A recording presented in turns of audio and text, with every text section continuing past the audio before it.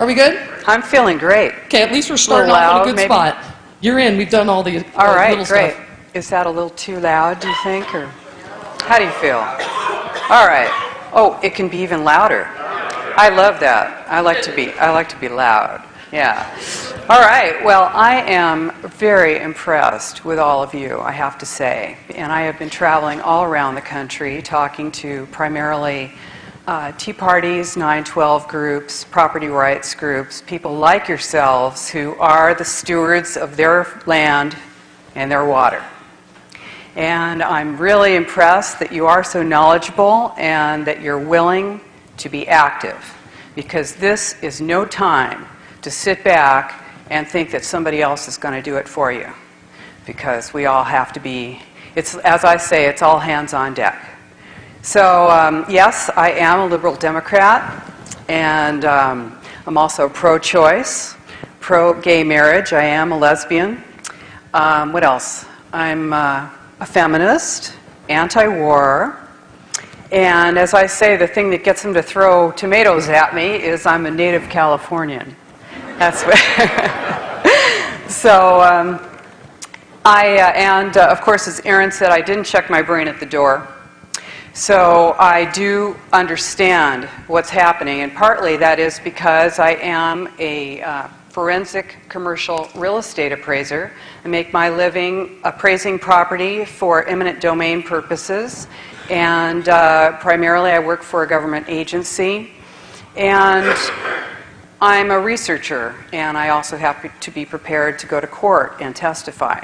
So everything I'm going to be talking about tonight is the truth. It's a fact. It's supportable. I have plenty of documentation and support for it, and I'm going to be showing that to you, as well as you can also get my book, and I hope that you do get that. And a lot of it you already know, so that's great, because you can't hear this stuff too many times. The main thing that we want to know is that although I may be a liberal Democrat or whatever, and people say to me, how can you be a Democrat? And I say, well, you know, somebody's got to take back that party. So that party, the Democratic Party, has been hijacked. Yeah, that's right, and so has the Republican, and so has America. And that's what we need to do. It's a big job, but we're going to do it, and we're up to it. So you may, you know, as I said, I might be a liberal Democrat, you may not be, but the thing is, this is an American issue. It's an issue for all of us as Americans, and we need to work together. All this stuff about, I don't see anything wrong, personally, with pointing fingers at the government, but we don't need to do it at each other, because it just keeps us separated, and we don't want to be separated at this time. It's too late for that. So about 10 years ago, I saw that there was a planning revolution going on in our country. Specifically, I saw it in the San Francisco Bay Area, where I'm an appraiser. And I appraise, I don't do houses, I do big commercial properties, big industrial and big agricultural stuff. You know, office buildings, shopping centers, things like that. And I was going into the to the planning departments of the 9 counties of the San Francisco Bay Area, and I was, you know, going in there because I wanted to be able to appraise people's property, to see what they could do with it, to value it, so that they could be fairly compensated by our government when our government was acquiring it by eminent domain. So I went into the counties, and I went into the cities, and I went to see what people could do with their properties, and I found out that there just wasn't much that they could do. There just wasn't much that people were able to do with their properties by right. And that was a big deal to me. That you had to either know somebody, or be connected to somebody, or pay a permit expediter, or go through years of hell in order, and pay a lot of money in order to use your property. And I did fight with the planning departments, and I have been thrown out of planning departments. I've been told not to come back. But you know what? We all have to stand up, especially those of us who are in a professional capacity, and say this is wrong. You are not there as a gatekeeper to stop people from using their property. You are there as a servant of the people if you're a government employee. So, I'm here to talk with you about what I call the biggest public relations scam in the history of the world. And it's more than that. It's a takeover. It's a big takeover. It's the agenda for the 21st century. It's sustainable development. It's Agenda 21. United Nations Agenda 21. They call it the agenda for the 21st century, Agenda 21. That's not my word for it. It's not Area 54. It's not Catch 22. It's the agenda for the 21st century. Coming from an international group. It's a global plan implemented locally, and that is its strength, and it's also its weakness, because we are here locally. We are local. So this plan, it justifies and it enables the breakdown of our economy, and that is what you've seen. This is part of the plan. This is a vital element of United Nations Agenda 21. It's the redesign of your cities and your towns. You're seeing it now. You're going to see it even more. We're in a rural area. You're going to see yourself concentrated into the center of cities and eventually emptied out of any area that's considered to be rural or suburban and into a larger city. This is the plan. It's a loss of our industry, our agriculture, our food independence. Ultimately, it's the loss of our sovereignty as a free nation.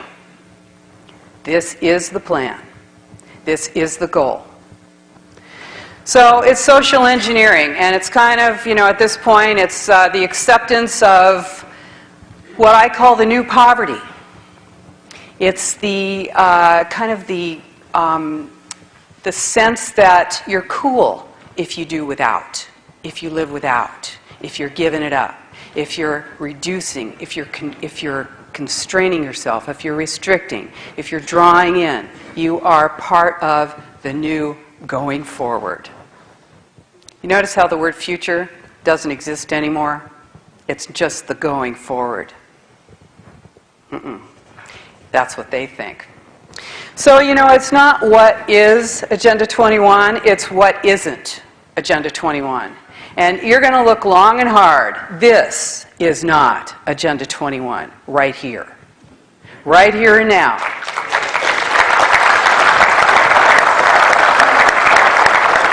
Thank you. I thank you for not being Agenda 21. I thank you. So, I want to talk to you for a minute about Senate Bill 1867 before I get into what I'm talking about, because this is United Nations Agenda 21. Senate Bill 1867 just got passed by your Senate. It is the, what do they call it? The National Defense Authorization Act, isn't that right? Yeah, National Defense Authorization Act. It is the reauthorization. And they just decided that we're enemy combatants here in our country, right here in the homeland, as they call it, right here in the United States. It designates the world as the battlefield.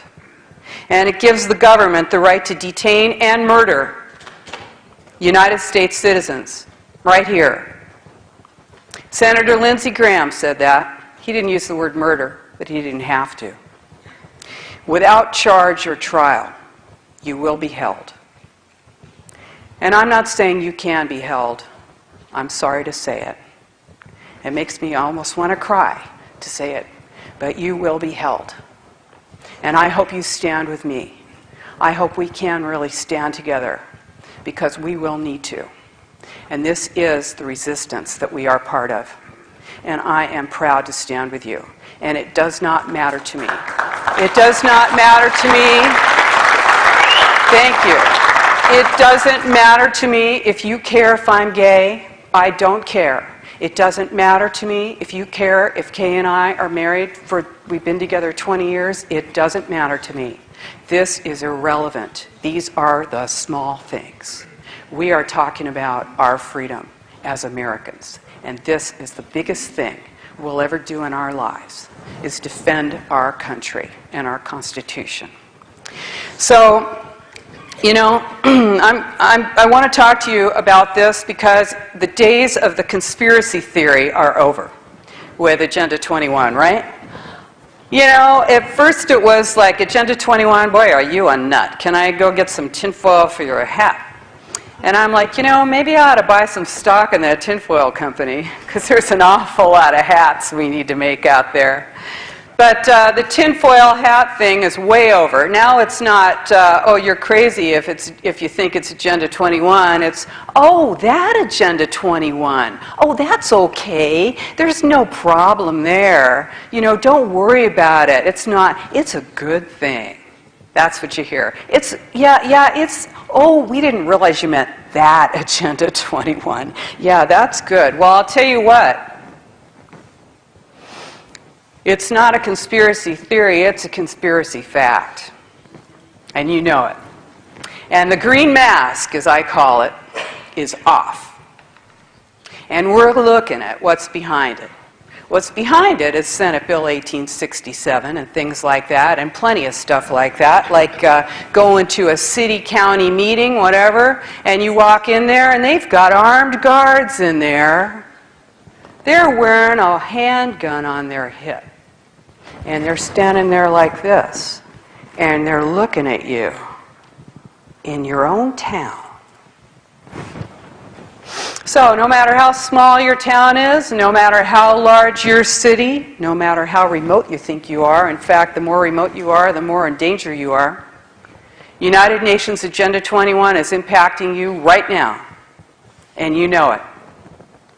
So I'm here to help you, and I think that you're already way over needing help, but I will assist you in recognizing what it looks like, and I think you have admirable assistance in that with Aaron and your group.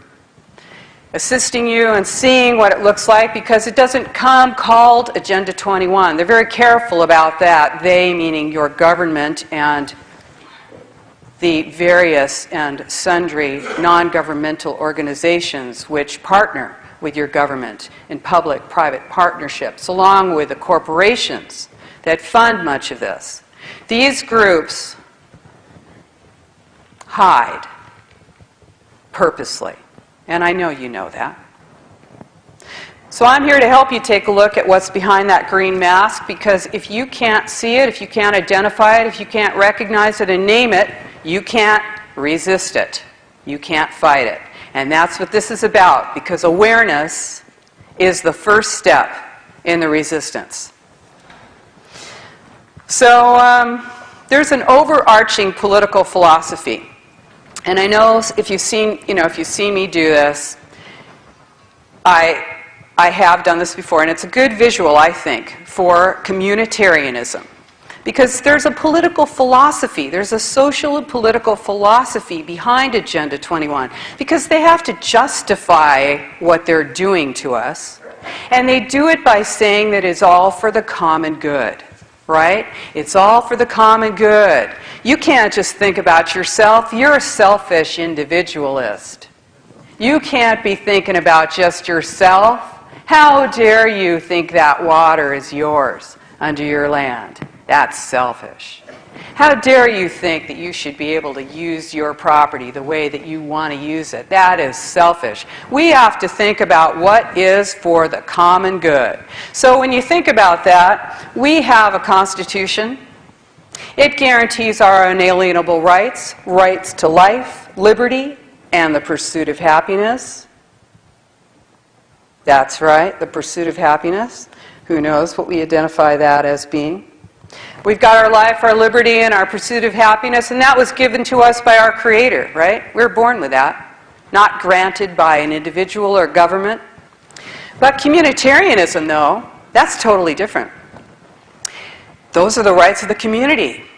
They may not be written down, they may not be identified by anyone in particular, in any particular time. They can be taken at any time, changed at any time, limited or restricted at any time, the rights of the community. The EU, The EU operates under the rights of the common good.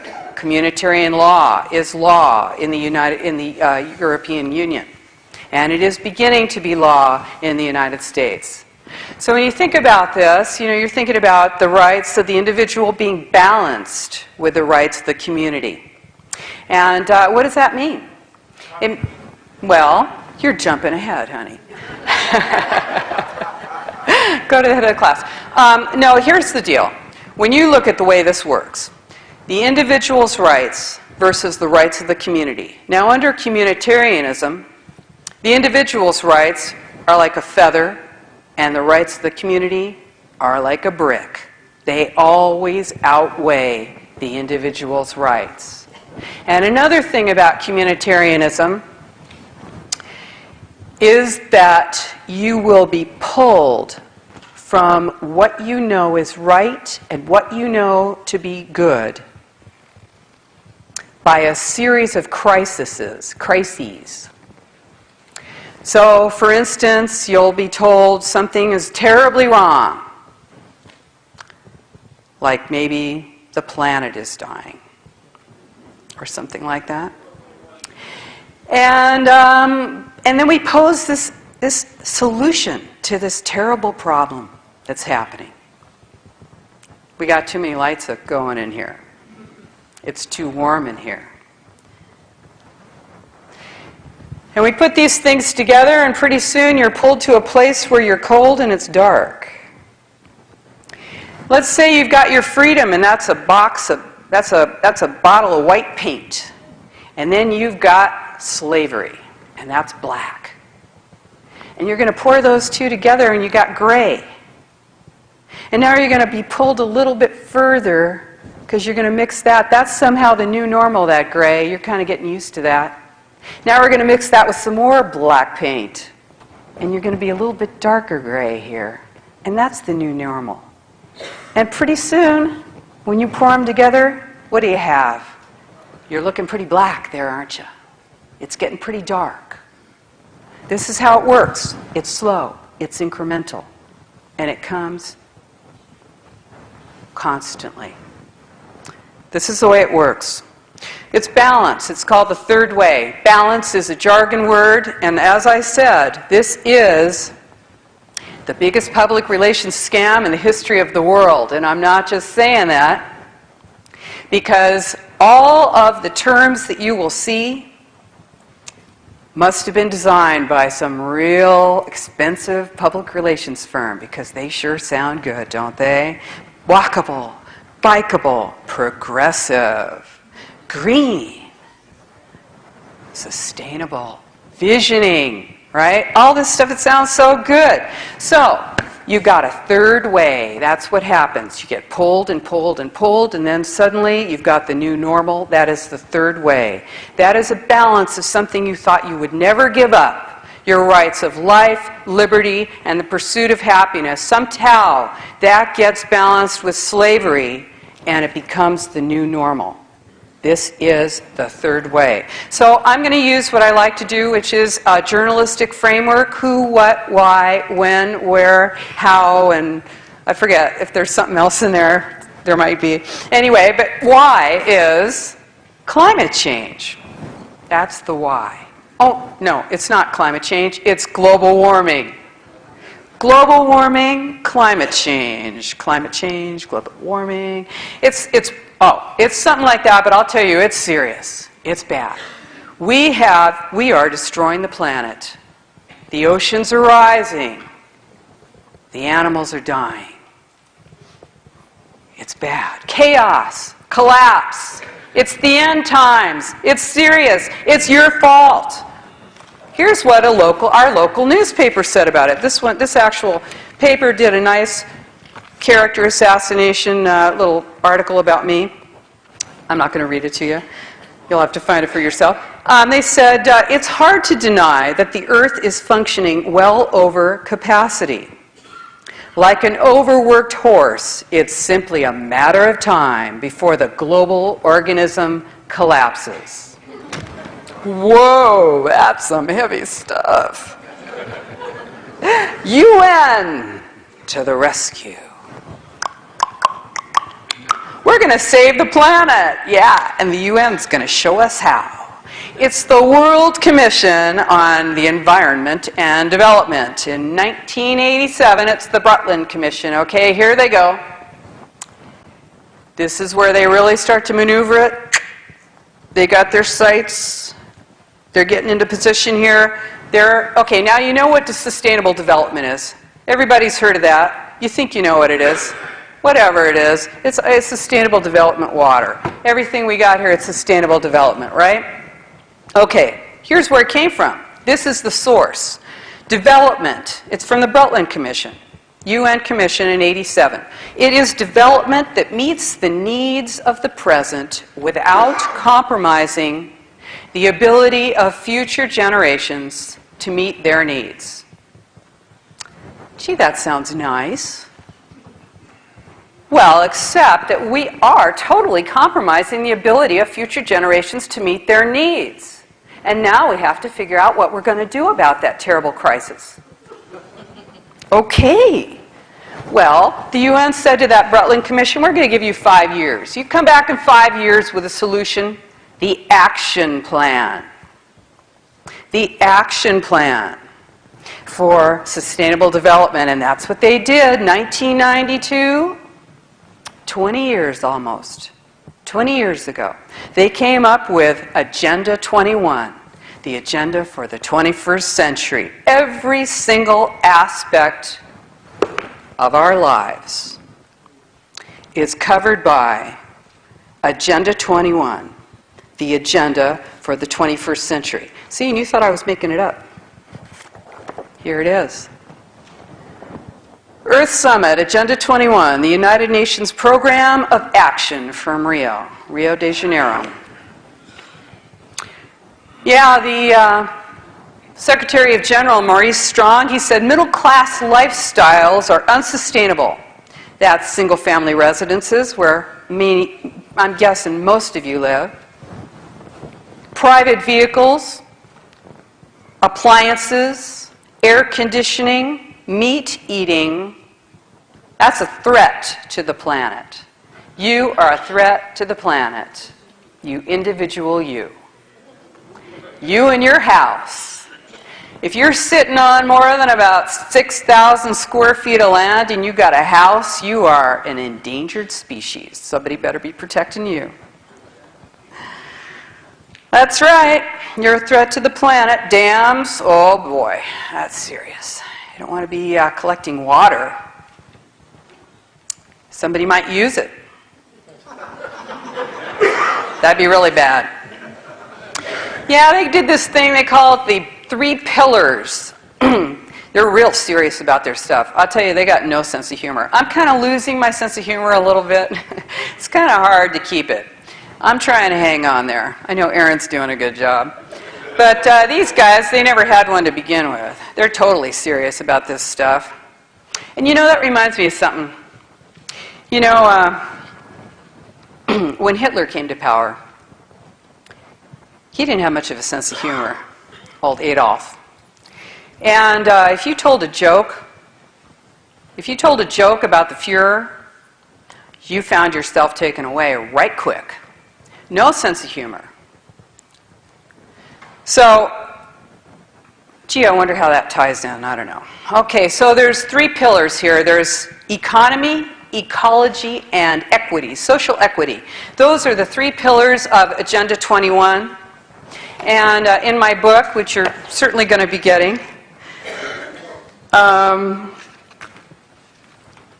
which I like to say is a gift to you, because it cost me about what I'm selling it for, and I want you to have it. It's a really good book. And the information in it is great. You can't probably see this, but it's 3 interlocking circles, and this is sort of the visual of Agenda 21, right? It's ecology, economy, and equity in sort of a Venn diagram, sort of a chunk of the Olympic symbol, sort of tied together. And where they meet in the center, that's where everything's in balance, and it's all groovy. That's sustainable development. Sustainable. It's all sustainable when everything's in balance. Social equity. What the heck does that mean? Social equity, that means nobody has more than anybody else. That's what that means. You selfish individual, you. Okay, so Agenda 21 covers every single aspect of your life. You see it, it's 300 pages. They got your whole life there in 300 pages and 40 chapters. That's all it took. They're covering economics, housing, transportation, land use, health, education, water, energy, food production, and population control. Yeah, I know, that's the little genie in the bottle. You know, the Chinese, by the way, this is all over the world. What am I saying? It's all over the world. The Chinese have an Agenda 21 too. And they're working on a vaccine. A sterilization vaccine. They're working with the United States on that. You Google China Agenda 21 and take a look. So, philosophical basis for this, it's the precautionary principle. You probably heard of it, the precautionary principle. It says that, and this is real important, because think about this for a sec. We're talking about climate change, or global warming, or whatever the serious thing that's happening, I don't know what. You're talking about that and you're saying, it's not true, I got proof here. It doesn't matter because of the precautionary principle. Yeah. If an action or a policy has a suspected risk of causing harm to the public or the environment, in the absence of scientific consensus that the action or policy is harmful, the burden of proof that it is not harmful falls on the party taking the action. The burden of proof that it is not harmful, even if there is no scientific consensus. See what I mean? You got scientists, I got 30,000 scientists. Well, I got 50,000 scientists. No, I got 100,000 scientists. No, I've got 2 million scientists. Doesn't matter. Doesn't matter. This is precautionary principle number 15 of Agenda 21. In the absence of scientific consensus, you got to prove a negative. You are guilty until proven innocent under Agenda 21. That's the way it goes. In the EU, this is compulsory. It makes law. In the United States of America, well, they call it the approach, and it doesn't exactly make law, but it makes policy, and it does make law. This is, as I said, a global plan. It is global, and it's implemented locally, funded a lot of times by your tax dollars. In 1992 in Rio de Janeiro, it was signed on to by George H.W. Bush, along with 178 other heads of state of other nations. It is soft law, did not have to be ratified, and was not by your Senate. You never heard of it. The following year, after Clinton took office, he created the President's Council on Sustainable Development, which was made up of cabinet-level secretaries, about a dozen of them, including education, transportation, energy. I always forget who was in there. A lot of them, all the important ones. Agriculture, defense. Yeah, this is pretty serious. What did they do? The President's Council on Sustainable Development, besides having high government officials on it, also had some captains of industry, mainly the energy people and the chemical people. Ken Lay was on that. This is back before he disappeared. Do you guys really think Ken Lay's dead? I don't. So, no, I don't. I think he's running one. So anyway, I don't think he's dead. But anyway, since we're filming it, there you go, why not? So, hi folks. Okay, so the President's Council on Sustainable Development, what did they do? They said, hey, okay, well, let me get to it. Okay, what's the point of having this thing? Because I told you, Agenda 21 is an action plan. Action. Action. What does that mean? It means let's get Agenda 21 into every single nation in the world. Action. It's an action plan. The President's Council on Sustainable Development was created to do exactly that, to bring Agenda 21 into the United States without us knowing about it. The first thing they did was they gave a multi-million-dollar grant to the American Planning Association, a private organization, and they said, hey, do us a favor, you guys, for a few $1 million.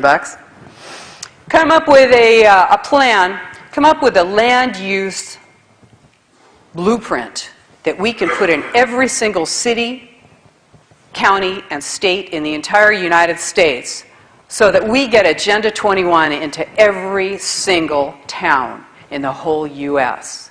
And I said, okay, we'll do that.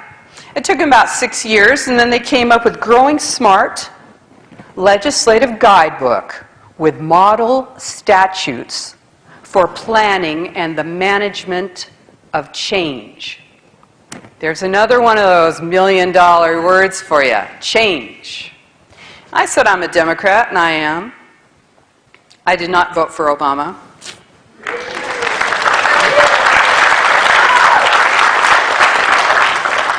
But, yeah. Now, I didn't like that whole change thing. It didn't smell right. I think I was right about that. Change. Okay, but this was 93. And by the time they got done with this thing, it was 2002, right around the time that I recognized that there was a planning revolution going on in the 9 counties of the Bay Area and, by extension, in the United States. Growing Smart, a legislative guidebook with model statutes. Model statutes. Model statutes. You think your county is coming up with those laws on their own? You think your city is coming up with those ordinances all by their lonesome? No. They're getting it out of a book called Growing Smart, legislative guidebook with model statutes for planning and the management of change. Who asked them to manage change for us? Change. This look pretty good. All right, change. By 2002, this was in every university, every college, every planning department in the entire United States. Every single planner who comes out of a school has studied Growing Smart. Every transportation planner, every urban planner, every planning department's got it on their shelf and on their table, and they're using it. It is the action plan to get Agenda 21 into your planning departments. Growing Smart is smart growth. Smart growth. What is smart growth? It is the preferred development model for Agenda 21. Ground floor retail, about 12 feet high, built right to the edge of the sidewalk, 2 to 3 and above stories of residential. Above that could be apartments or condos. Round the back is your parking for one vehicle, often bankrupt, often vacant, often paid for with your property tax dollars. That's right. Or now, your transportation dollars. Okay, so that's what happened about 2002. That was a huge transformation of our property rights at that time. None of us knew about it. Well, that wasn't all. They said, you know what? We're a little bit worried that people might wake up at some point and realize that they're getting messed over big time. So we want to do something to kind of, you know, work them over a little bit. We want to kind of get them on board with us a little bit, but we don't want to get them hip. We just want to placate them. We want to make them feel okay about losing their rights. So the President's Council on Sustainable Development did something else. They commissioned a book. It's called Sustainable America, A New Consensus. A new consensus. Now, of course, consensus, if you've got a dictionary, you know that consensus means agreement of all parties. And if you're an old feminist like me, you know what that's like. To get into a room with a bunch of women and you work out, you know, you go over some issue and that you're all working on until you come to an agreement. And it might take you a whole night, it might take you days. That's a real consensus. But the new consensus, that's neutralization of the opposition.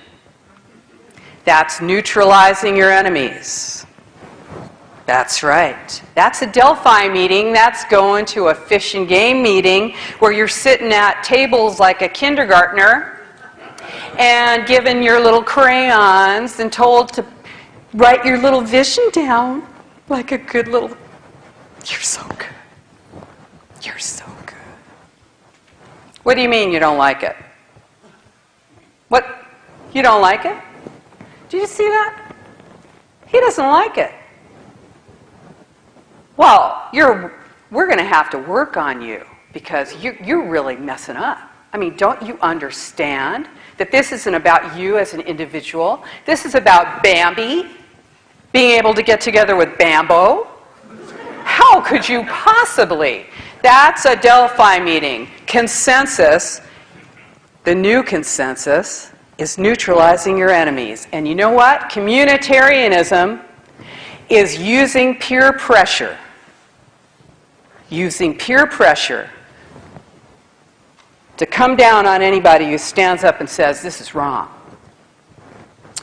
And you know what you need? You need enough people that they can't pull that on you. That's why we need everybody. Because, you know, it's just too easy, isn't it? It's going to get to the point, and this is getting to the, you know, I sort of use this as my wrap-up, but I'm kind of pissed off about Senate Bill 1867, so I just jumped right ahead. And I want to tell you that I want to live free in my country.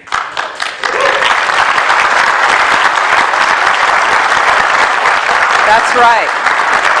And I don't want any, I'll tell you, I'm tough and strong.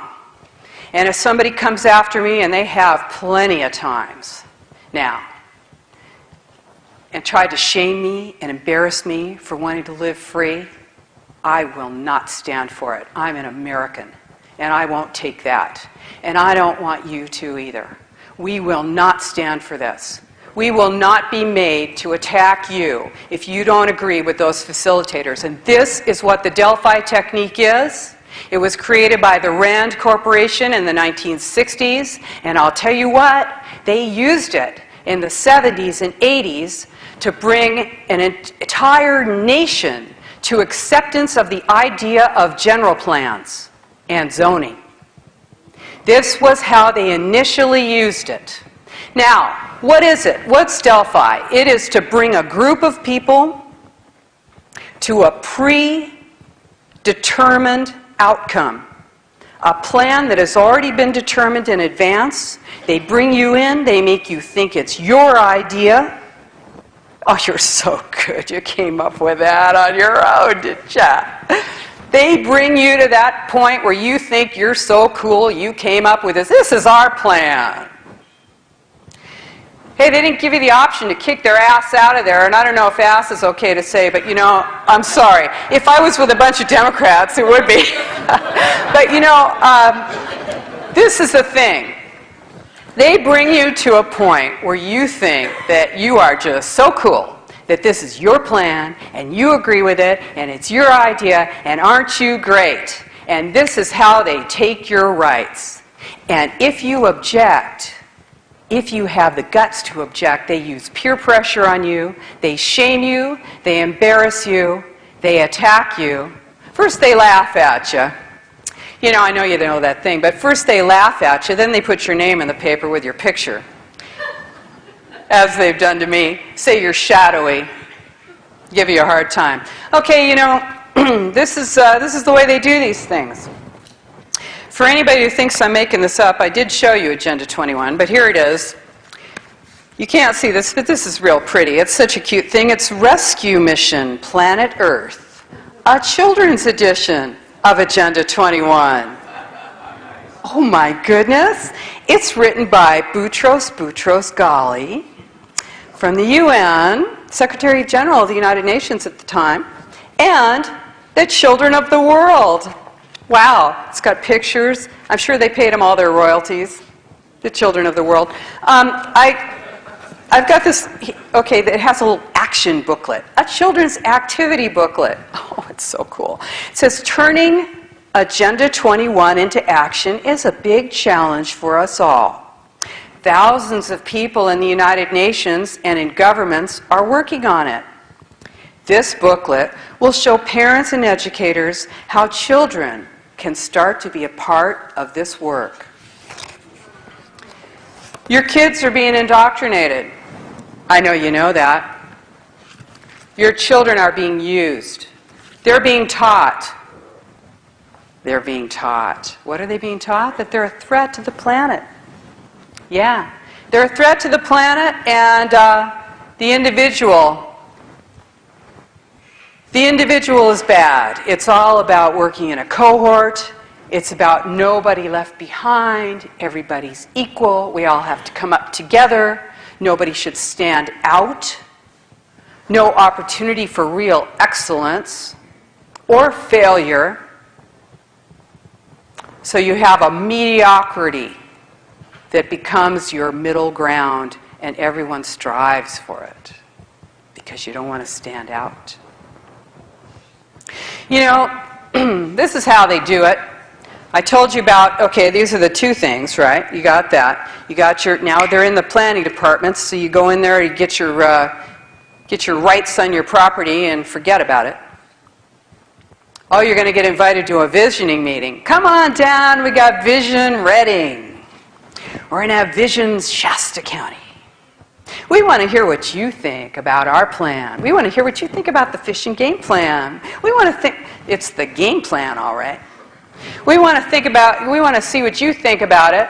Meanwhile, we don't give you the option to not like it. It's like, what do you like and what do you think you'd like more?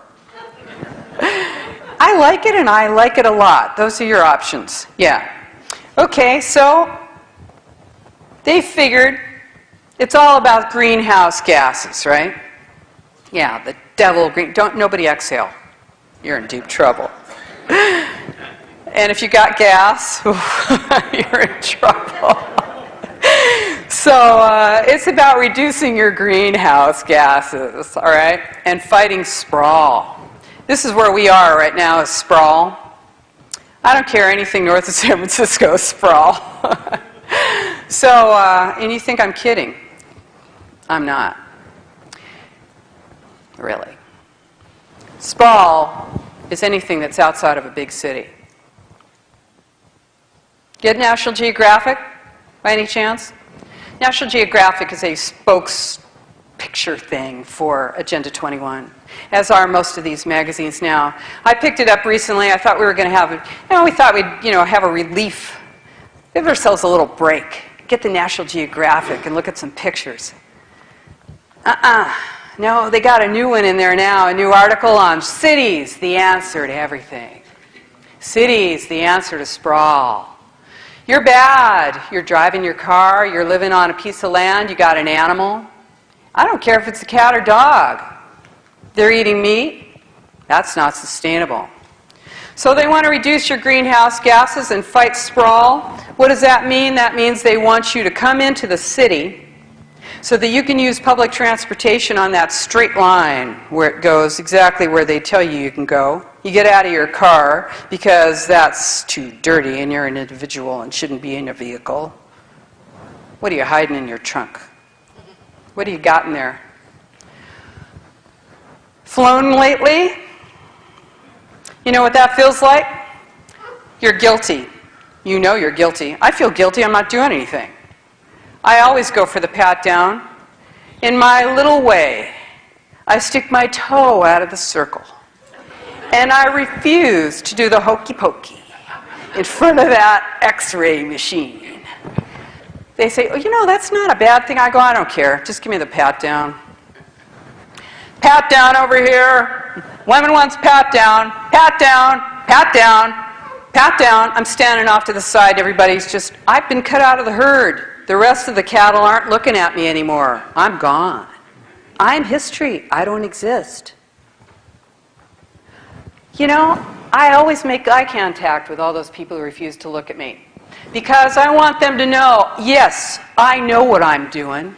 I'm standing here waiting to get patted down by some woman in front of you because I refuse to do what I'm supposed to do in this one little way. Now look, you want to get on a plane, you say, okay, fine, I'm getting on a plane, I can understand. They've got some story going that I'm going to do something with my shoe or something, I don't know. But Senator Schumer wants a no-ride list for a train. Now, you know what that means, folks? You're going to have to show your ID to get on a train. Well, why not a bus if a train? You don't have a car anymore, so if you want to go anywhere, you better have your ID on you. You walked out of the house without your ID, don't expect to be going anywhere. And what's that in that bag? Santa. That's right. That's your country. So, greenhouse gases. They're cutting your greenhouse gases, whether you want to or not, whether they're bad or not, because we got the precautionary principle says it doesn't matter if it's bad or not. It's we say so, and that's the way it is. So, they've got ICLEI. Now, I know you've heard of this. You're thinking you're real cool up here, because you don't have ICLEI, International Council of Local Environmental Initiatives, which is an international group that is made up of local elected officials that never tell you that they're part of this international group, that they have signed on to it. Many, many, many counties and cities, 138 cities and counties in California are members of this international group, pay dues to it. It's a group that measures greenhouse gases, and it's like you're on the buzzsaw in the conveyor belt towards the buzzsaw. When you get on there, they measure your gases, they can limit you, restrict you, whatever they want to do, and it's all because legislation has been passed in California, AB 32 and Senate Bill 375. Now that's not just in California for you folks watching. That's all over the United States. They are legislating this, your government is legislating this, so that you are being restricted in your use and your ability to move freely. And federal and state money is being used to build. What's it building? Smart growth. Urban jails that you can leave now. Now you can leave them. How many keys do you need to shut that front door? I heard somebody say, when you're paranoid, you only have to be right once to make it all worthwhile. I wish I was paranoid, actually. You know, okay, so ICLEI, the International Council on Local Environmental Initiatives, they say they represent about 600 million people in the world. You never heard of them. Now, up here in Shasta County, it's a real communitarian thing, by the way. You know, to tell you that your actions are going to be... Makes you feel real powerful, though, doesn't it? That your actions are having such a huge impact on the world. Don't you feel really powerful? All I have to do is have a little gas, and I'm like going to kill something. You know, it's heavy. So, okay, so we got this planning revolution. By 2002, Growing Smart was in every university, every county, every city, every state. It's all over. It's everywhere. It's having an impact on whether you can build anything you want to on your property or anything at all, whether you can use your property, whether it's now a, biotic view shed, a scenic corridor, whether you can get a septic tank on your 2,000 acres. I appraised a 1,000-acre ranch not that long ago. I looked at a couple of sales. This guy told me, yeah, we got 1,000 acres here. We had to give 400 acres to the county for a land trust. And they only let us put one house on it. 1,000 acres. That's pretty serious, huh? So, you know what you got? Here's how it all works. You know, when I was a little kid, I used to say to myself, all I want to know before I die is how it all works. Unfortunately, I'm getting to know. The transportation, AB 32, greenhouse gas reduction, Senate Bill 375, anti-sprawl, together, for the first time, housing and transportation. You want transportation dollars? You better agree to build smart growth and build it where your metropolitan planning organization says you're supposed to. Now, what is that and who cares? A planning organization, a metropolitan planning organization right here in Shasta County. There's 18 metropolitan planning organizations in the state of California. Right up here in Shasta, you've got the Shasta County Regional Transportation Authority. That is one of the metropolitan planning organizations. It's unusual because it's just one county. Most of them include several counties and often break the counties. This is a way to change your government right under your nose. And isn't this what's real heavy about what's happening? We know how to take up arms against an enemy. But how about when that enemy is part of your country and you do not know quite how to get a hold of it? We are losing. Now you know we're city, county, state, and fed, right? City, county, state, federal. Now we got regions. Regions. You got your regional this, you got your regional that. You got your metropolitan planning organization, which is regional. They are erasing the lines between city, county, state, and fed, and that is the intention, because think about this. Loss of sovereignty. It's like your money that you just lost. You didn't really lose it and it didn't disappear. It went from your pocket to somebody else's. Same thing with your sovereignty. You don't lose it and it just evaporates. It goes to someplace else. It goes to the regions. And this is what we have now. We have regional governance, regional government. So what you have then is a loss of control in your local area. So, you know, I'm just going to show you this. Everybody's got a general plan. It's a law. You have to. General plan is sort of the wish list, the expectation, the plan for your either city or county, and you have to adhere to that. Now here's the one for Marin County. It's a pretty county, real nice. Inside, can you see those 3 circles? Right in there. Right in there. Agenda 21, right in there in Marin County. Marin County's not the only county that's like that. LA County, lots of counties across the nation. So what do you have? You've got Shasta Forward. Now I don't know how many of you went to the visioning meetings for Shasta Forward. That's somebody's card. All right. Shasta Forward. I don't know if you checked this out. I won't blame you if you didn't, because who can keep up with it? Because this is government by consensus, and the reality is there's no way you can keep up with it. That's the design.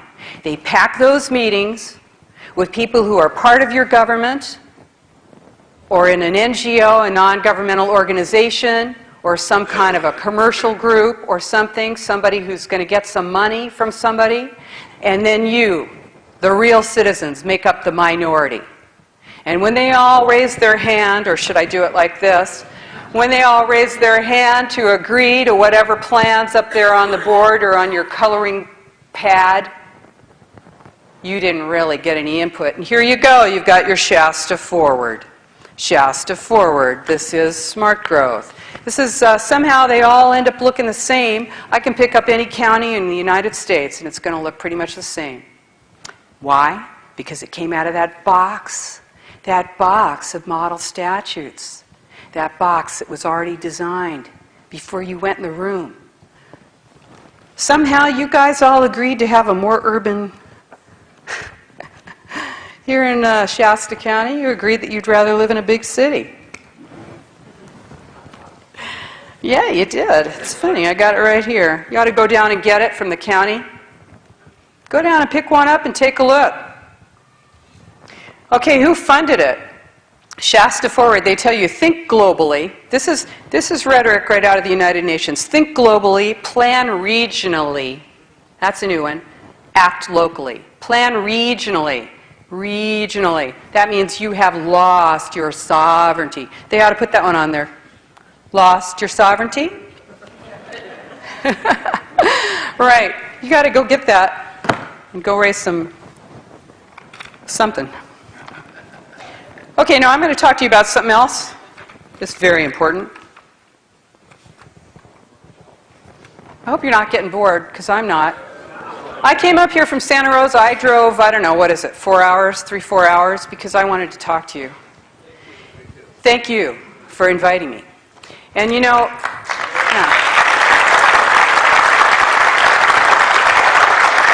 I'm glad to be here. I'm very glad, and I will go anywhere.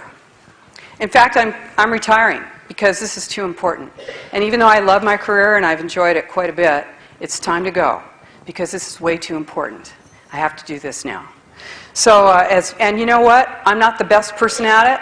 I do my very best, and that's what I encourage you to do too. You just do your very best, because anybody who's out there talking about this is more than nobody doing it. So, as best as you can do it, you do it. So here we go. We got redevelopment. Redevelopment, the unknown government. Now, how do they impose all of this stuff on you? They use your own money. Okay, with the regions, with the transportation thing, they use SB 375, which is that Senate bill, that anti-sprawl bill, combined with Senate Bill 32. Now, your legislators have created this requirement that you conform. And they're tying transportation dollars to agreement and conformance with Agenda 21. They don't call it Agenda 21, they call it Senate Bill 375 and Assembly Bill 32, but it's Agenda 21. It's the agenda for the 21st century, which gets you out of the rural and urban areas into the cities. And they'll move you first into the smaller cities, and then at that point, they'll start moving you into the larger cities and consolidating you. Now, this is how it works. They use transportation dollars for this. If your county wants any of that transportation money, or if Reading wants any of those transportation dollars that are going to be available, they're going to have to agree with this Shasta Forward thing. They're going to have to agree to design and build smart growth. And they use your money to subsidize private developers. Now, it doesn't matter if nobody moves into those. Remember I told you smart growth is often empty, often bankrupt. Doesn't matter. They'll hold it for you. They're waiting for you. They're waiting for us. They're building a hardscape for the future, or the going forward. So another way they do it is with redevelopment. Now, I know that Reading has agreed to what they call paying the ransom to the state to stay in the redevelopment game. It is not a ransom. People who don't understand redevelopment are being fooled and manipulated and lied to about redevelopment. Redevelopment is the unknown government. It is the vampire that never dies. It steals your property tax dollars. Now, you got about 25% of your city is in a redevelopment area. You got 4 redevelopment areas. 25% of Reading is in a redevelopment area, 15 square miles, 10,000 acres of your town.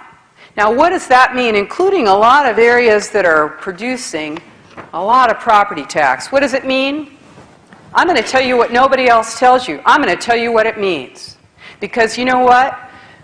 Those people who sit in your redevelopment agency, they tell you that it's just too complicated for you to understand, and we're just not going to. You just take our word for it. We need it. And I'll tell you what, you don't need it. It's stealing your money. Because the way it works is that, let's just say in 1982, they declare this area blighted. Now they can declare anything blighted. They hire a consulting firm in that area. That consultant can declare Beverly Hills blighted, and does, and has. Okay, they declare the area blighted, and for the next 30 years, any increase in property tax dollars gets scraped off the top and put into the pocket of the redevelopment agency. Now you think that stays in your town? They put a few street lights up and they make you think that they're spending the money for a good thing, but you know what? 30 years you're paying off whatever it is that they did, and it goes to bond brokers. And it subsidizes private individuals. Private individuals benefit from your tax dollars. You remember what you were paying for property tax in 1982? 30 years later, here we are. Imagine that. For the last 30 years, all of your property tax dollars above that base year 82 have gone to our unelected officials, redevelopment agency, and is mostly paid to bond brokers. Does not go to police and fire, does not go to keep your parks watered, does not go to keep your street lights on, does not go to your general fund. It's a redirection of your money, and what does it do? It helps to constrict your town to a point where they are willing to go to any agency that's going to give them money and say, help me, give me some money, I'll do whatever it takes. Whatever. The feds, come on, feds, give me some money. I'm desperate here. The people are going to kill me. We got to get some money in our town. Now you say it looks nice. Yeah, it looks nice. It better look nice for 30 to 45 years because that's how long they're taking your property tax dollars to pay it off. I'm telling you, 25% of your town's money is going for that. Now they have to pay a little money back to the state because the state said, hey, we're starving here. You can't just keep taking this money away from the educational fund. Well, you're thinking, did she get totally off topic? I thought we were talking about Agenda 21. This is Agenda 21. Redevelopment is part of Agenda 21. It is at the heart of Agenda 21 because we're talking money. Where does all this money come from? It comes from you. It comes from your property tax dollars. Part of why we are underfunded, part of why our general funds are starving is because our money has gone to redevelopment. Now, we've got that locally, and I told you about metropolitan planning organizations and regions. Okay, we're in a metropolitan planning organization here, but we're talking about something even worse. We're talking about 11 megaregions in the United States. Now, you thought there was 50 states. Nah. Hey, I was in Texas. I said, I'm glad you guys haven't seceded from the Union because you got guns. Stick around. Okay, so there's 11 megaregions in the United States. This is what's happening to us. We are losing our sovereignty just the way the EU did. Okay? This is what they're doing. They are changing our government so that it conforms more to the regional model. Because then you want to vote somebody out, you've got a regional board that's got 189 people on it, somebody from every elected city and county in that region, or if it's a mega region, 11 mega regions in the United States, you think you're going to have any power? You already don't feel like you have any power with your senator or your assembly person. You're not even going to know what state to go to those meetings. But they'll still have consensus meetings. Yeah, they'll wear you out with those meetings, but the real meetings, they don't even tell you where those are. You didn't even know that there were 11 megaregions. I know you didn't. I hardly knew. This is what's happening. We have lost our sovereignty already. This is the reality. Now, what they do here, they use high-speed rail. Now, I'm glad you're laughing. Because this is what they do. They sink you. They take your money and they sink you. This is the reality. This is the plan. This is the goal, is to impoverish us. Remember, one of the 3 pillars of Agenda 21 is equity, social equity. We've got too much. And we have a long way to fall. And no, honey, it's not just Obama plan. I know it sounds good. And hey, I told you I didn't vote for him. But it's not just that. Power has no party. We're talking way past power. Hey, this isn't just some pony race between the blue and the red. This is way beyond that. That's just something, that's just the smoke, that's the bread and circuses. That's the thing that keeps you looking at your nose instead of looking out there at what you're supposed to be looking at, which is that you are being manipulated into another EU, the North American Union, and then a one world government. This is it. You don't have to wonder where it's going. This is where it's going. It's well on the way. It doesn't matter which one of those guys or that woman gets in there. They are all on board with this plan. All of them.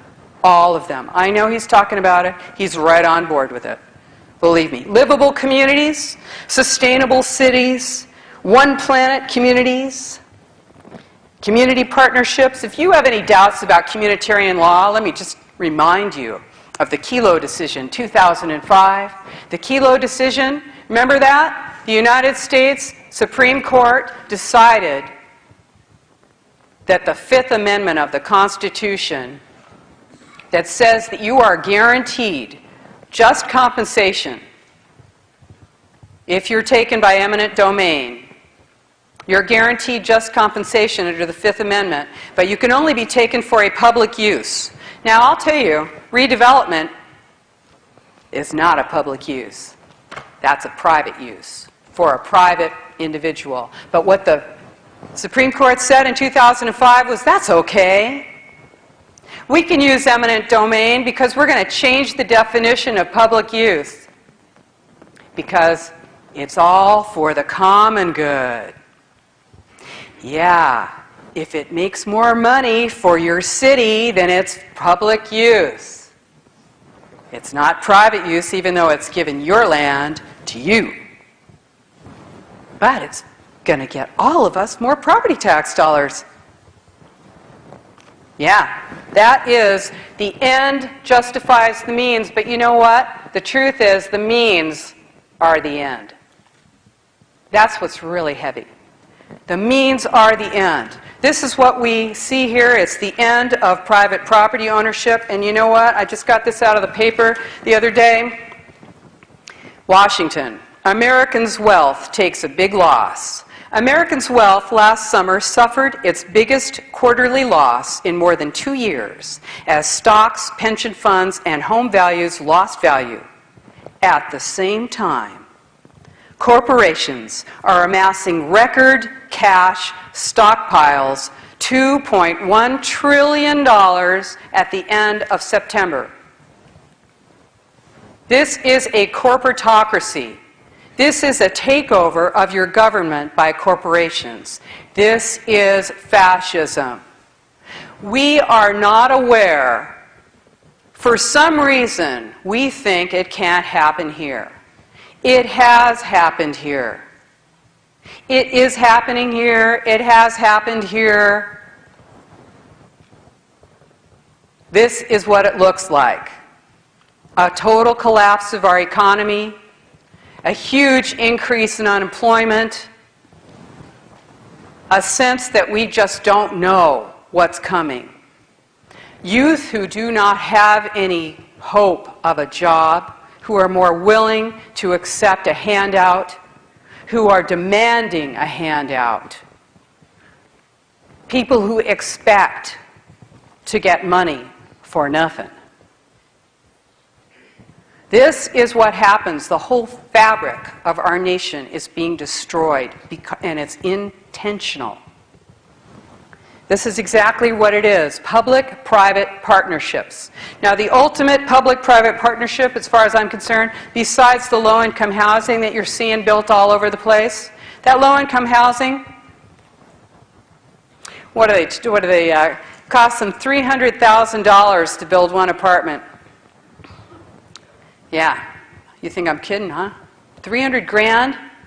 When a house is going for 150,000, sitting there, nobody to take it. But your tax dollars are paying public-private partnerships to build these housing developments. They got granite counters. But I'll tell you my favorite public-private partnership. It's in here. Did I say this is a great book? Let's see. Check out the cover. Is that cool? Let's see. Where is that thing? It's public-private partnerships. I'm stalling. It's in there somewhere. I can't remember. Anyway, it's prisons. P. Prisons. Public-private partnership. The ultimate in public-private partnerships where your government and a private corporation join together to incarcerate you. And that's a lot of money we're talking about. What do prisons need? Prisoners. They need prisoners.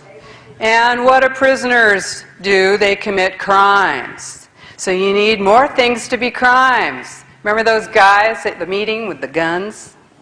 What are they waiting for you to do? Anything.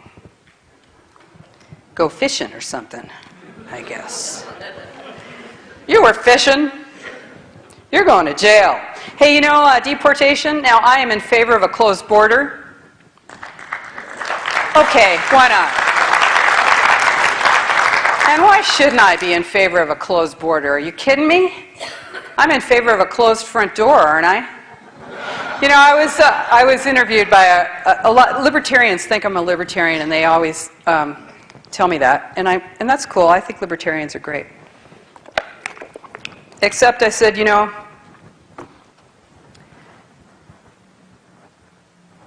I want that door to be shut in my house, and nobody's coming in there unless I say so. And I feel the same way about that border. Now, I think we need immigration reform. I don't think you should have to wait 12 years to come into the country. That's all set up purposely so that people will come in illegally. So you get this porous border, little catch and release program. They put them in the privately owned prison for a little 6-month hotel stay, where they get a little on-the-job training about how they're going to come back and do it again and get in better next time and maybe find something else to do while they're at it. That's a lot of money for those prisons. Public-private partnerships, fascism. That's what that is. And we got it. We got it right here. Right here in our towns. They tell you, the green mask. This is what I call it. The green mask. The environmental mask. The green mask. It's all so cool. Everybody's going to be great. You know, I forgot to tell you this, and I know you know, but I'm going to tell you again anyway, that Obama, when he was running for office, you'll like this. When he was running for office, he said, we're going to reduce, we meaning us, not him, I'm sure. And none of those people who are running those meetings are doing any of the stuff they're telling you to do. I'm telling you. Okay? They live in single-family houses and drove to the meeting. You, meanwhile, got your donkey out of the... You can't have a donkey, though, because they... That's right. They got gas.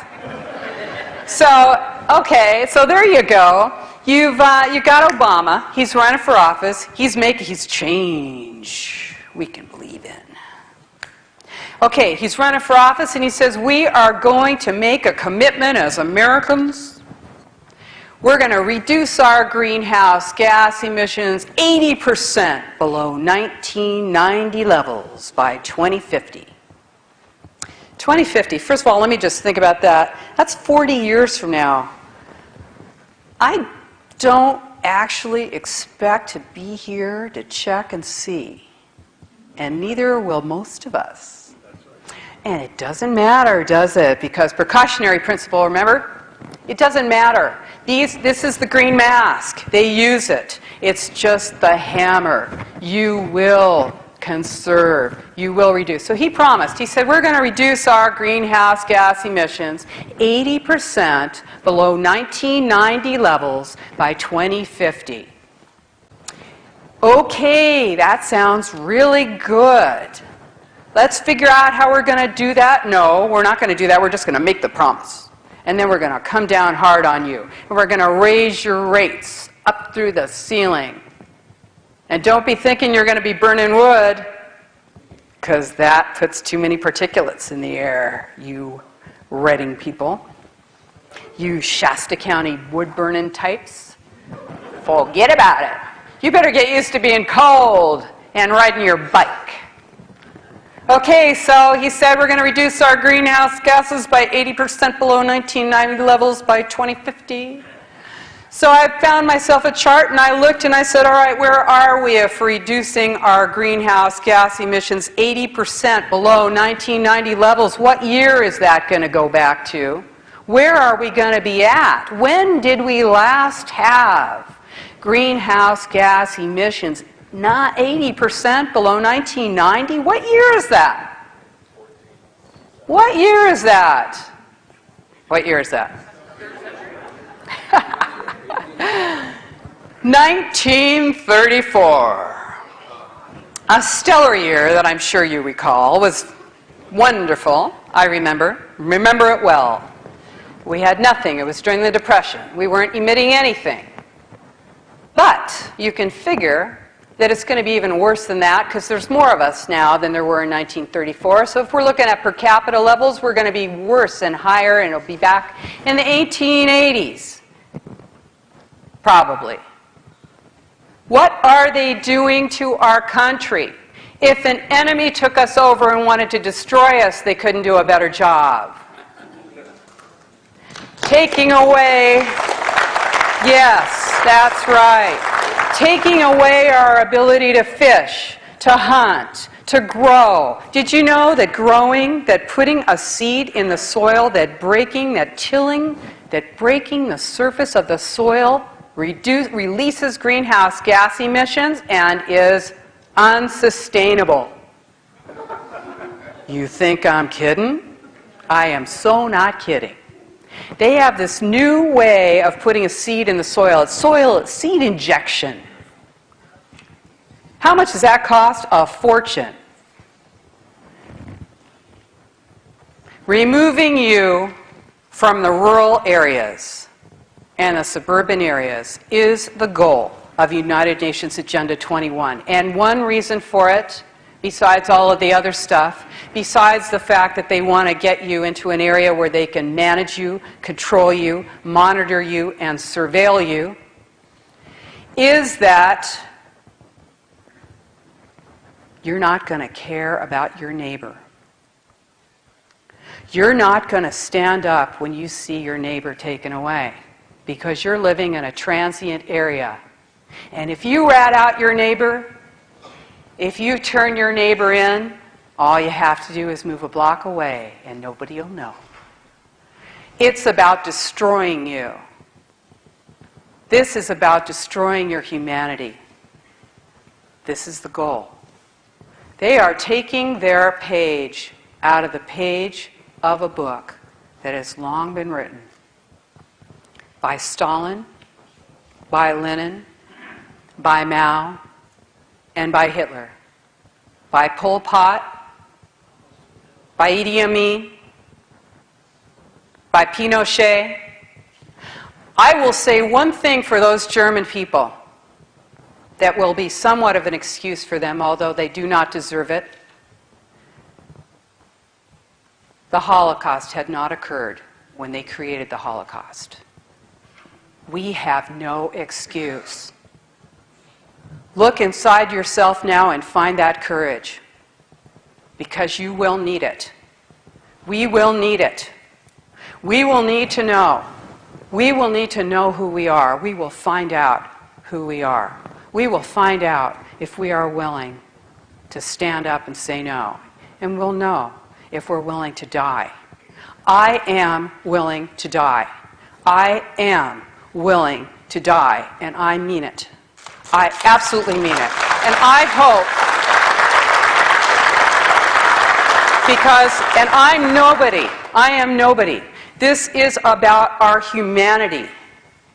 This is about being able to survive as a human being I don't want to live unless I am a human being. And this is what it's all about. We have history behind us to know. We have seen this before in some of our lifetimes. And we know. And we must be vigilant. Communitarianism is very powerful. It sways you with peer pressure. Oh, what's the matter? You're not going to go along to get along? What's the matter? You don't want to be part of the gang? Come on. People would rather suffer physical harm than be rejected by their neighbors. Find your group, and I think you have. When you find your group of people that you can stand with, encourage, this is the important thing. And if there's no one to stand with you, then you be that person for others. Because this is where it's at. Your government is your enemy, and I'm so sorry to say that. I'm so sorry to say that, and I'm afraid to say it too. And that means something to me also, to have fear when I'm saying that.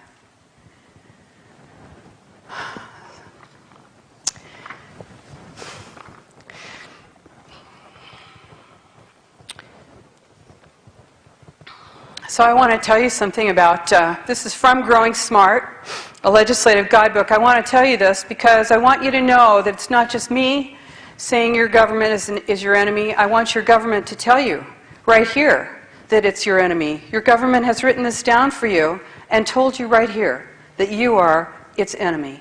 Okay, this is from Growing Smart, a legislative guidebook with model statutes for planning and the management of change. Okay, remember that was put out by the President's Council on Sustainable Development. Now, yeah, it came out of the Clinton years, but it doesn't matter. It does not matter. This is the law of the land now. And what they said in this, well, this is the executive summary. You can get this easily. I've got it on my website. It's Democrats against UN Agenda 21. Don't let that stop you. Okay? Now, all right, now what they're telling you here, they're talking about building consensus. That's another one of these buzzword things that they do, building consensus. Building consensus, what is that? That's just creating, they're like creating more and more people that agree with them. Okay, so what they're saying here is they want to educate targeted audiences, that's you, about the value and benefits of planning and smart growth. Okay, they want to indoctrinate you. They're in the process of indoctrinating you, and you're paying for it. And they want to uncover myths used by opponents to misconstrue smart growth. Okay? So that's the other thing. They're indoctrinating you, and they're lying to you about what smart growth is and how cool it is and great for you. Okay? Equally important, these are their words, equally important is challenging interests. That's you. Challenging interests that seek to pass new legislation, expanding the activities that qualify as regulatory takings and therefore require compensation under the Fifth Amendment of the United States Constitution. Now, what does that mean? They're saying that if you know that your rights are being taken, through regulatory takings, and that's by scenic corridors, biotic resources, buffer zones, critical area ordinances, identifications as wetlands, habitats, where you are losing the use of your property and losing the value of your property, the government is telling you that they intend to fight you if you want to try and pass new legislation that protects you and compensates you for the loss of your use of your property.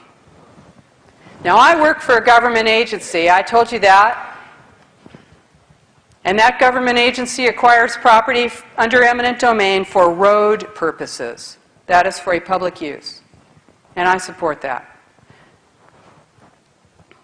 But when you have your government looking at you as an enemy and saying, if you want to be compensated for the taking of your rights and your use, and we can't afford to pay you. We just don't have the money to pay you. We want to put these corridors all over the United States so that animals can get there, wherever. We want to get those wolves for crying out loud. You think you're going to be out in the, oh, I think I'll just go take a walk in the woods by myself. See ya later. They're releasing wild carnivores into the woods, into the wild. This is happening all over the United States. They're encouraging it. They are getting you out of the rural areas. Okay? If you want to be compensated for loss of use of your property, they will fight you because they can't afford it. They want to take you and not pay. Regulatory takings. The wildlands is the other half of smart growth. Wildlands and smart growth go together. Main thing is getting you into the city. Creating the wildlands is what's going to happen to all the rest of the land in the United States and across the world. And they do it by declaring your area a habitat, by saying that you've got, some fish somewhere, by saying there's some bird in a tree, by saying that you've got some salamander under a rock, by saying that you can't put in a septic system on your 45, 60 acres, 800 acres, 2,000 acres, 3,000 acres, half a country, because you might be a half a mile from a stream.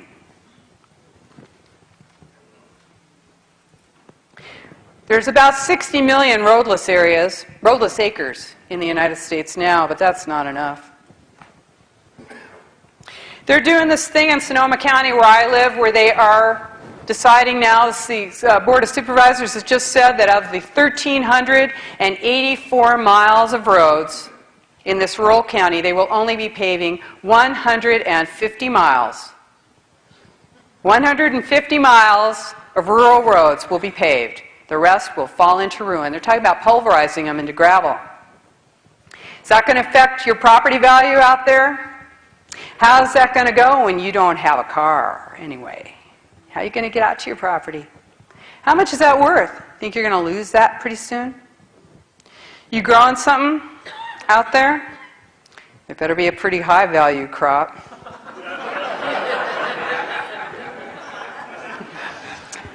I don't know what they're going to do if they decide to make that stuff illegal again, because isn't that the only thing that's supporting most of these counties? Where are they getting that money? What are they getting it from, welfare or something? I don't know. Where does that money come from? Yeah, I see it. It cycles. It recycles. It's just the same amount of money recycling all the time. It's getting smaller and smaller and smaller. Poverty. This is how it happens. They create the new poverty. This is the goal. The more people on the dole, the more they'll be willing to do whatever it takes to get that money. The less people who own private property, the less people who care if you lose your private property rights. If I'm living in an apartment in Redding, I am not going to care. I'm going to think you're a big pig if you're out there on your 3 or 5 or 6 or 10 acres. What, am I going to feel sorry for you, Santa? Forget about it. That's right. All right, this is the deal. They're using the cover of environmentalism to impose the rigid control of a totalitarian state. That is what's behind the green mask. It's an abuse of trust. And all of us have been abused in our lives, and we all know that it's not what your abuser says, it's what they do that matters. And we see what they do. They may tell us that we want to hear your opinion. Come on down to that visioning meeting. We want to know what you think. No. What happens, what the reality is, what it looks like, is the real thing. And the real thing is the imposition of a totalitarian state. The FBI is doing domestic surveillance right now. The ACLU is fighting that. Make your allies where you can. You don't have to agree on everything. You find the things you agree on and agree and make common cause, because that will make you stronger. You're agreeing with a Democrat right now. It's good. It feels good, doesn't it? Okay, so I want to tell you this. I was in Dallas giving a speech not too long ago. And I like to do this wherever I go. People think Agenda 21's not in the paper, it isn't out there. It is. It's in every single paper, every single day. You just got to know what to look at. In fact, it's real hard not to see it once you see it. Well, here it is in the Dallas, front page of the Dallas newspaper. They're talking about bullying. I forget what the top of this thing was. Schools helping kids thwart bullies. Who wasn't bullied? Raise your hand. Right. Okay, now I'm not saying it's, hey, you know, I told you I'm gay. It's a good thing to be able to go out there. First of all, I'm saying I'm gay. I'm not worried I'm going to get stoned in the parking lot. That's an advance. We've come a long way on that one. But, you know, okay, do we have to make a federal case out of it? And here we go. I guess we do. Here's Julie Herzog, director of, and get this. Hi, Julie. The National Bullying Prevention Center. I bet they pay her about $150,000 a year. What do you say? She said national change in bullying will come with a federal law. Whoa! How many 6-year-olds are they going to have in those jails? What did you say? It's off to prison with you, young man. They're not joking around. Oh, you got a kid who sent a little naked picture of themselves to some other little kid? They're going to jail. Oh, no, I forgot. They're not going to jail. They're going to get identified as a sexual predator for the rest of their lives. That's pretty good. You tell them that on the first date, or do you wait? You know, this is criminalizing the population of the United States. Now, the Germans did it. Tell me they're not using the Germans as their model. Well, actually, you don't even need to wonder. You just go to 1984. That's a good one. I mean, the Germans, Stalin. Hey, I got news for these people who are all on board with this stuff, who are smart growth advocates, who are the ones who are bringing you in. They're the facilitators. They're so cool. They're up there with a little name tag. They think they're so great. Not that, I mean, name tags are cool. Forget it, you guys. But I'm talking about the one. No. Those other ones. No, you know, no, I'm talking about the ones who are running those meetings, right? And they think they're really cool. They're going to be the first ones to go after me. Yeah, because that's what they do. The revolutionaries. They take over and they take out their supporters because they're dangerous. Of course, they're going to take out most everybody. Okay, so the this is one other thing I got to show you. You've probably seen this before, but I just love this. This is so cool. This is the tiniest spy plane in the world. It is so cool. The tiniest spy plane in the world. Doesn't it look like a hummingbird? It's smaller than this little picture you see. It's smaller than this. I've seen a video, YouTube of it. It's this little tiny thing. It looks like a hummingbird.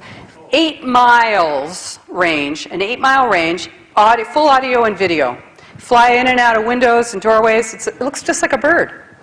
It's a surveillance device. And I'm reading this. It's in the New York Times or LA Times or something. And I'm reading it. I'm thinking, oh, cool. You know, they're going to be using it to, you know, like supposedly find Obama, something like that. You know, they're looking, whatever. Oh, it's going in the caves in Afghanistan. Then I get down to the bottom of this thing, and it says, it's not likely to be a hummingbird. This is only the prototype. Because hummingbird is a rare bird in New York City. They're going to use these things for domestic surveillance if they're not already. Domestic surveillance. This is what's happening in our country. All totalitarian states. Excuse me, but can you tell them I'm busy? All totalitarian states share the same 5 or so elements. Okay, all of them do. I always get this wrong. Maybe I'm just not cut out to be a totalitarian. They share total control. First of all, they got total control, right? Of production, of unions, of education, of food. They have total control. Total information, full surveillance. They know everything. They know where you are. They know how much money you have. They know everything you're doing. They know you're here tonight. That includes, loss of free speech, because of course you're not going to be talking much when you know you're being listened to. They also share the philosophy of everything for the common good. It's all for the fatherland. It's all for the homeland. The homeland. Aren't you?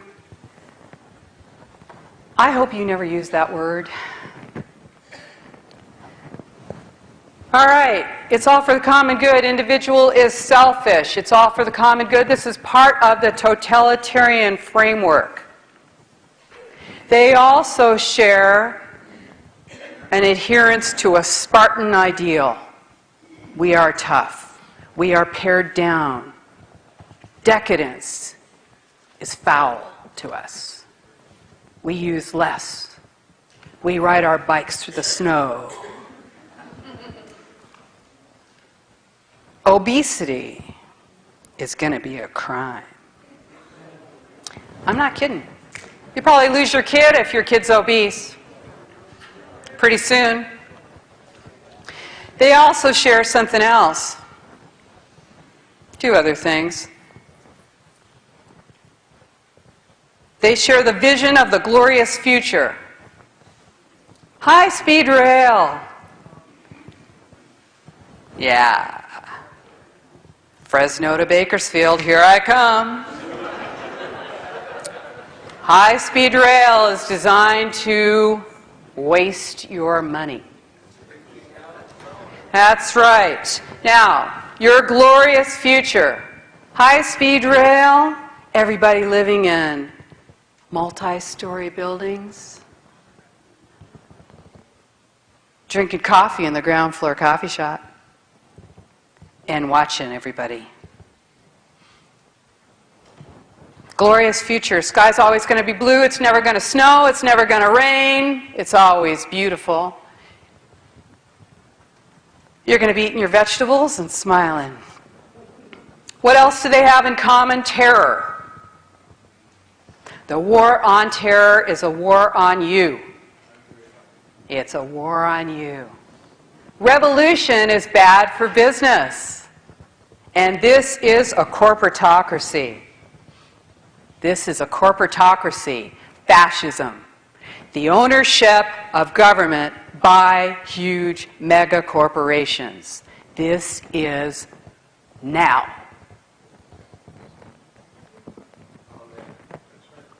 Communism, fascism, Nazism. This is it. This is what it looks like. What it looks like is this. We don't realize it. We think it can't happen here while it is happening here. So, who's doing it to you?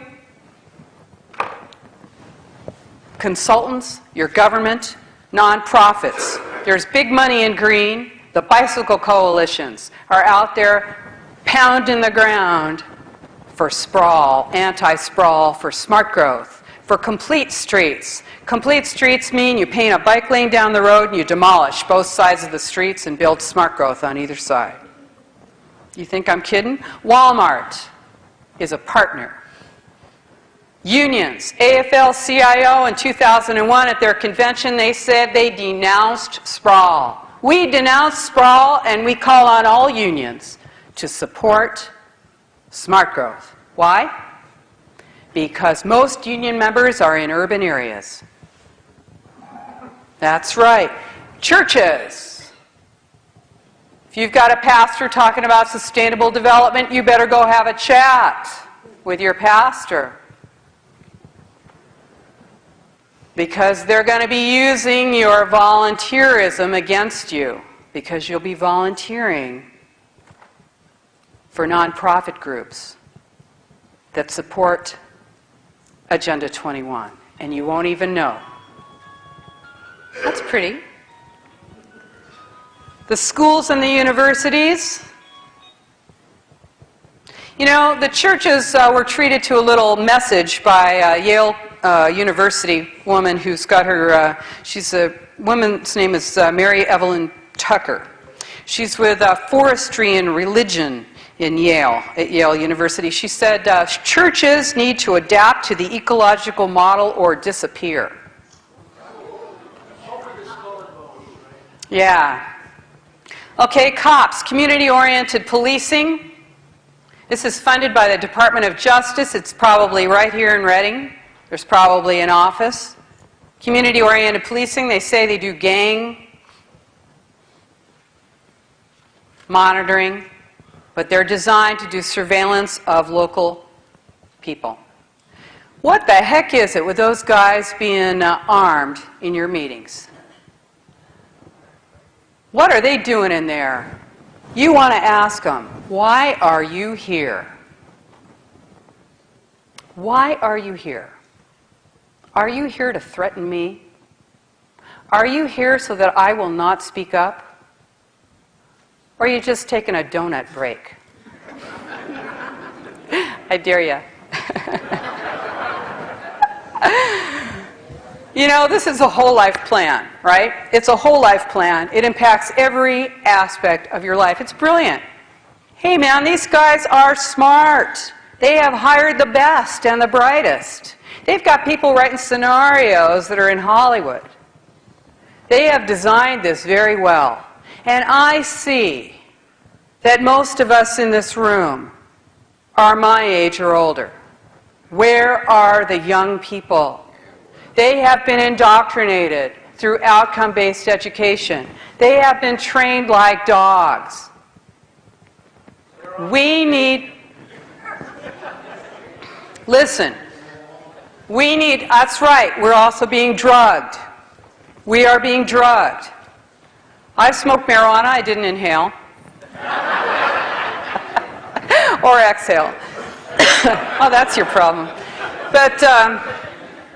you know, it takes your energy away. It takes your focus away. It stops you from caring. What a perfect drug for a takeover of a people. It's perfect. Prozac, Zoloft, Wellbutrin. Oh, these are the select drugs of a takeover. They don't want you speedy.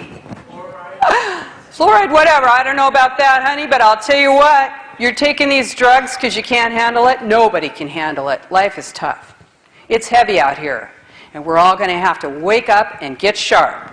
So we're going to be having our voices silenced. I am speaking out while I can, until I can't anymore. Join me. Hey. Oh, wow.